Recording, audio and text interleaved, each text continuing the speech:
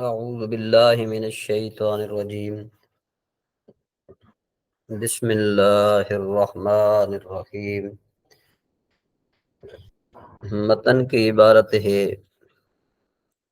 اعلم ان ارسطا تعلیس تاریخ الحکیم دونا هذا العلم بأمر الاسکندر الرومی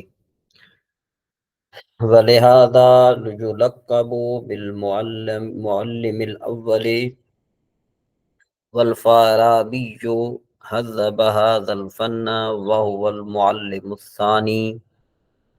وبعد إذاعة كتب الفارابي فضله الشيخ أبو علي بن سينا فصله أبو فصله الشيخ أبو علي بن سينا. اس کا ہم پہلے ترجمہ کرتے ہیں. ترجمہ یہ ہے کہ علم، آپ کو میں نے بتایا تھا کہ یہ تین مقام کے لیے آتا ہے، یا تو سوال پیدا کرنے، یا تو ایک سوال کے لیے آتا ہے، یا سوال کا جواب دینے کے لیے آتا ہے، یا پھر تحقیق مقام کے لیے آتا ہے. تو یہاں پر یہ تحقیق مقام کے لیے یہاں پر.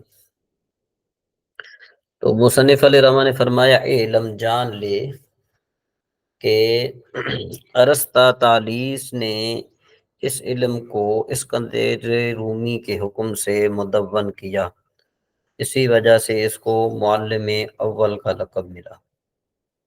ٹھیک ہے جی، یہ ترجمہ ہے اس کا.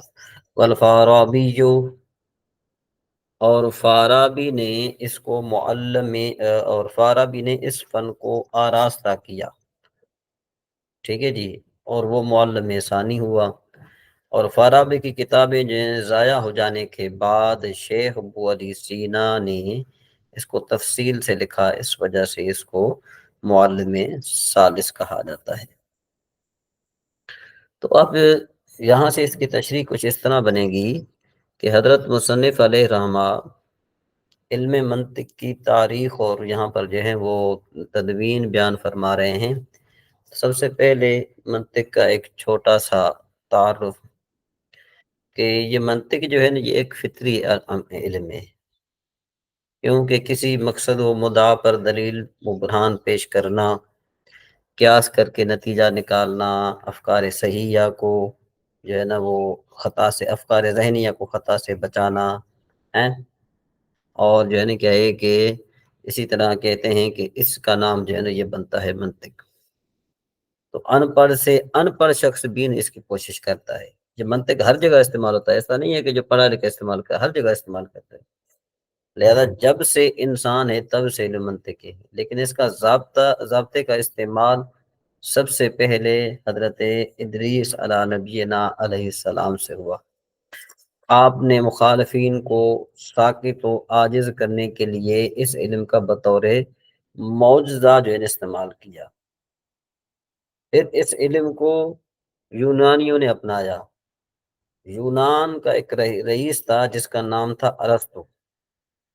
تو اسکندر رومی وہاں اس دن کو بادشاہ تھا، اس نے جو ہے نا کیا ہے کہ اس کو حکم دیا کہ وہ تقریباً یوں سمجھو کہ حضرت عیسیٰ علیہ نبینا علیہ السلام کی پیدائش سے 332 سال قبل علم منطق کو انہوں نے جو ہے نا وہ مدون کیا، تدوین کیا.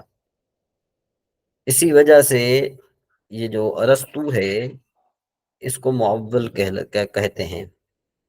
لیکن یہ علم منطق کی تدوین یونانی زبان میں تھی.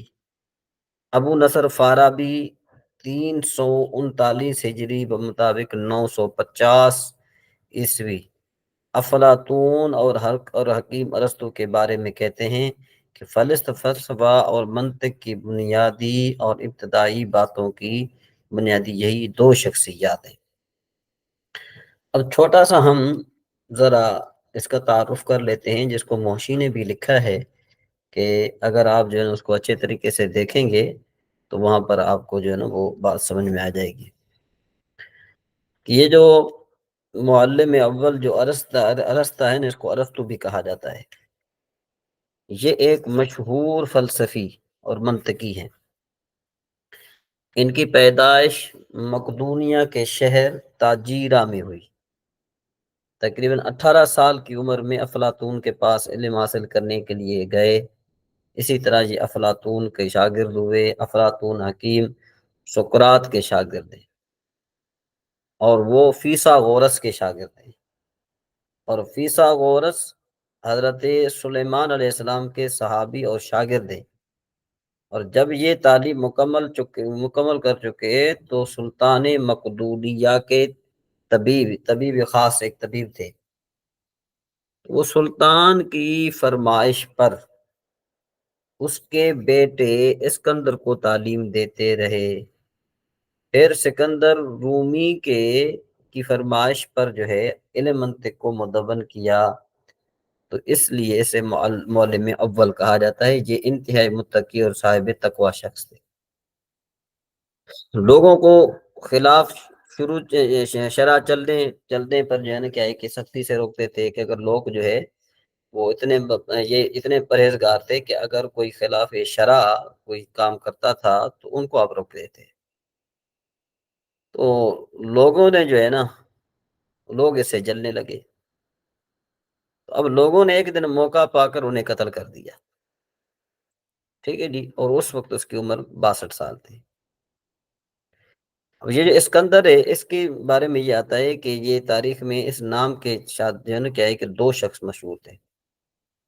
ایک اسکندر رومی، جو کہ عیس بن اسحاق کی نسل سے ہیں، اور سیدنا عیسیٰ علیہ نبی علیہ السلام سے 300 سال پہلے گزرے، اور ان کی عمر 1600 سال تھی۔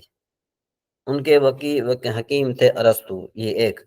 اور دوسرا جو ہے نا وہ اسکندر ذوالقرنین، جو کہ سام بن نوح علیہ السلام کی اولاد سے ہیں، جن کے وزیر حضرت خضر علیہ السلام کے خالہ زاد بھائی تھے، ٹھیک ہے جی۔ علم منطق کی عربی زبان منتقلی اور جو ہے نا کیا ہے کہ معلم ثانی۔ تو اب اس کے بعد پھر کیا ہوا کہ زمانہ قدیم میں اہل فارس اور روم نے کچھ کتابیں علم منطق و طب کی فارسی زبان میں جو ہے نا وہ منتقلی کی یا نقل کرنا شروع کیا۔ تو عبداللہ ابن مقفع جو ہے نا کیا ہے کہ یہ خطیب فارسی تھے، انہیں عربی زبان میں منتقل کیا۔ خالد بن یزید بن معاویہ نے فلاسفہ کی ایک جماعت کے ذریعے یونانی کتابوں کو عربی زبان میں منتقل کیا۔ اسی طرح یونانی علوم کو عربی زبان میں پہلی مرتبہ جو منتقلی ہوئی۔ اس کے بعد ابو جعفر منصور عبداللہ بن محمد بن علی بن عبداللہ بن عباس نے شاہ روم سے کتاب اقلیدس اور کچھ کتابیں طبیعیات کی حاصل کر کے بطریق وغیرہ جو ہے وہ ترجمے کر کے اس کو جو ہے انہوں نے اشاعت کی۔ پھر جب 198 ہجری میں خلیفہ ہارون رشید کے بیٹے مامون رشید کا دور آیا، تو اس زمانے میں علم منطق جو ہے یونانی زبان سے مکمل طور پر عربی زبان میں منتقل ہو گیا تھا، لیکن ابھی تک یہ نقول و تراجم غیر جو ہے نا کیا ہے کہ ملخص اور غیر مہذب تھے۔ اور حکیم فارابی المتوفی 339 ہجری کے دور تک ایسے ہی رہے۔ پھر شاہ منصور سامانی کے حکم سے ابو نصر فارابی نے دوبارہ اس علم کی تدوین کی، اور 2 درجن کے قریب کتب اس فن میں تصنیف کی۔ اس لیے فارابی کو علم منطق کا جو ہے نا کیا کہا جاتا ہے، معلم ثانی کہا جاتا ہے۔ اور فارابی کی یہ جو ہے نا کہ کتب شاہ منصور کے حکم خانہ جو ہے نا صفوان الحکمہ میں، جو کہ اصفہان میں تھا، اس میں محفوظ تھی۔ اچھا جی، اس کے بعد پھر کیا ہوا کہ جو معلم ثالث ہیں ابو علی سینا، یہ بھی جو ہے نا کیا ہے کہ منطقی اور فلسفی دنیا میں ایک بہت بڑا نام رکھتے تھے، جن کا نام نامی اسم گرامی حضرت شیخ ابو علی حسین بن عبداللہ بن سینا ہے۔ ان کی ولادت باسعادت 370 ہجری بمطابق 980 عیسوی میں ہوئی، اور ان کی وفات 427 ہجری مطابق 1037 عیسوی میں ہوئی تھی۔ انہیں شیخ المنطق کہا جاتا تھا۔ پھر انہوں نے کیا کیا کہ ابو نصر فارابی کی تصنیفات سے اخذ و استنباط کر کے سلطان مسعود کے حکم سے الشفا جیسی ایک عظیم المرتب تصنیف کی، عظیم المرتبہ ایک کتاب تھی، انہوں نے وہ تصنیف کی۔